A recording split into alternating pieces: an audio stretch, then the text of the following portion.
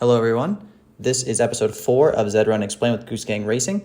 Today I'll be talking about my stable starter guide and what I would do if I was starting off in Zed Run today. So the first thing I would do is create 2 stables and link them together on MetaMask. So basically this all is creating a second MetaMask account and a second Zed Run stable. The reason you want to do this is because you get a larger discount breeding when you have 2 stables than if you only have one and breed within it. So I think the stable discount, if you breed within your own stable, is 35%, but it's 56% if you breed into another stable. So basically the way you want to set this up is you have your stud in one and your females in the other, and then you put your stud on the stud market and you breed from your female stable. And then the money, it requires more money up front, so it'll still be that full breeding cost for you on the female stable, but then you'll get 56% of it back into your stud stable. First purchase I would actually make is buy my strongest stud. So I would try and buy 1 strong paid racing stud and 3 females of matching DP and VAR once I'm actually happy with its results and it's making money and paid, and I know that I'm more confident in this horse moving forward.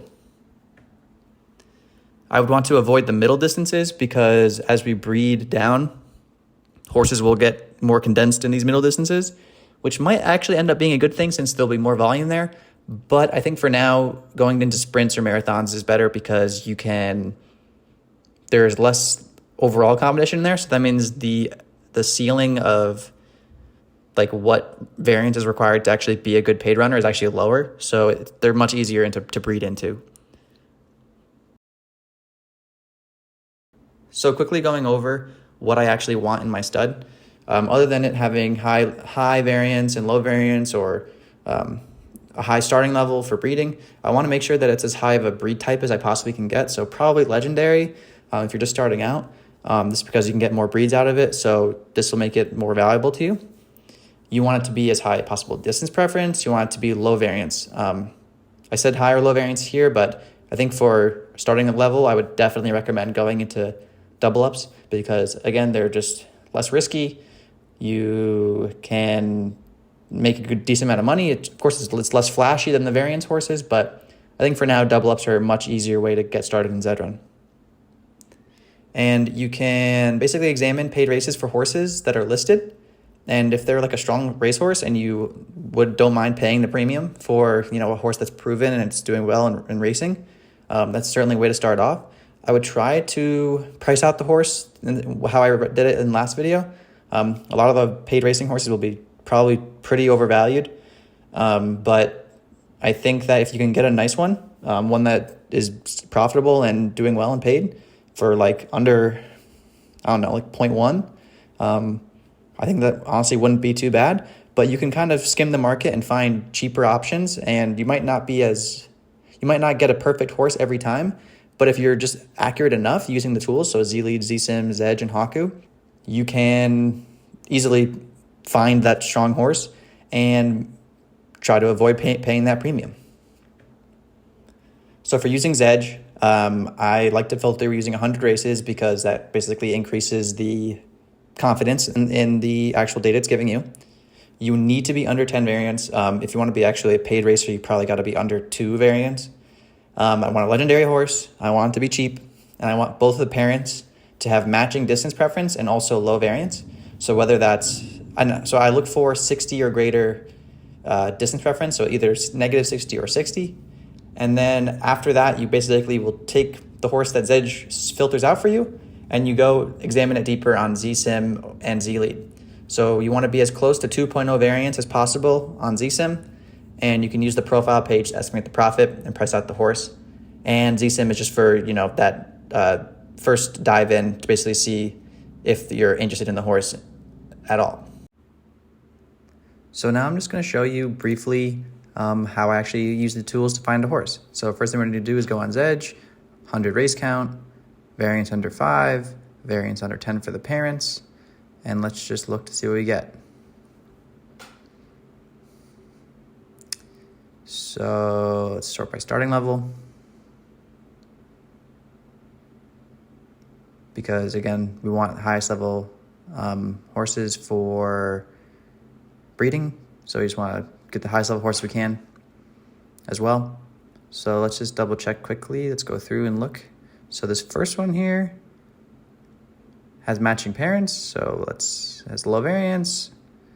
I think we'll go look deeper into that one. Scrolling down, trying to find some more matching parents. And these two right here have good high DP parents as well. That's kind of the lowest I would want to go for starting level. So, but this one up here is probably the best for breeding. Some other okay looking ones, but I think this one is probably the next best one. This one might just be for breeding, not for racing. So let's go look at the Z lead of them both. So let's go Psychic Spy. Let's go to Drill Down, 6 gates, and 2.0 obviously. Sorry, let's go to the horseshoes first. So horseshoe, and okay, wow, this horse has not been run at 24 at all. But it has a 100% heat rate in both of the other marathons, so that's a great sign. And now let's look up his brother, Eye of the Tornado.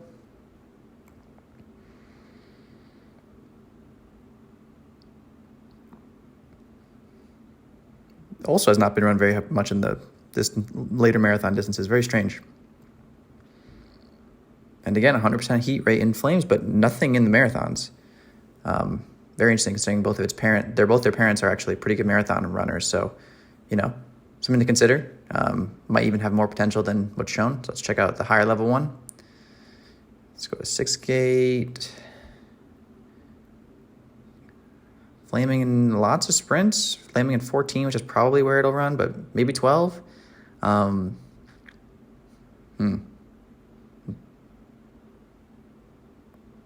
check the profit. Ooh. Okay, so this one's probably not going to be a paid runner.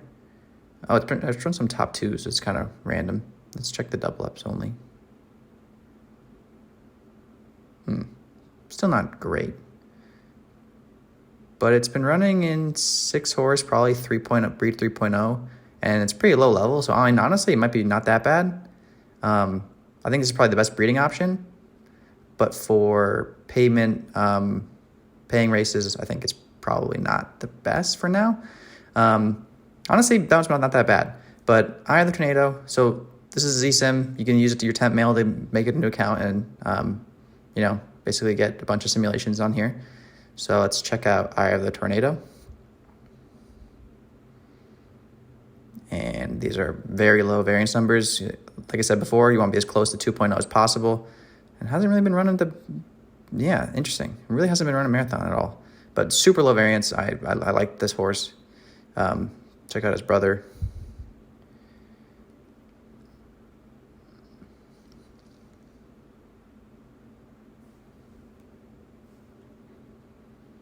If it ever loads. Also super low variance. I also like this horse. These are both pretty cheap too. So I think as far as paid runners go, I would do these, especially since we'll be getting more leveling. So the level doesn't really matter as much. That blowing powder one is actually not that bad for breeding. It's probably going to be okay for sprints, but it's not as extreme distance preference as these other ones are. So that's kind of why I knock it down a little bit. But these are all 3 pretty good options, and they're all pretty cheap. So again, it's just really what you want to do. So if you want to go into sprints, I think blown powder is like a pretty good horse to start off with. Just got to find some mares with some more distance preference, more extreme distance preference. And I think that's pretty much, those are the horses that I would try and start off with and to try and build your stud farm out. So I just wanted to quickly go over why I chose this horse. So basically, Zed shows its DP at 0. The Z lead showed it never lost flames in 6 horse, even though it's only level 257. That's amazing. And the Z-Sim said the variance was close to 2.0. There's relatively unproven at the marathon distances, which is where I think it'll perform the best. So I think that this horse is probably a pretty good buy, either him or his brother, depending on whatever name you like. Maybe this one breaks the tie because it has a slightly higher starting level. But other than that, I think that this would be a very good horse to start off with. It's only 0.016, which is like $30 or something. So overall, I think this horse is very good to start off with. So that'll be it for my stable starter guide.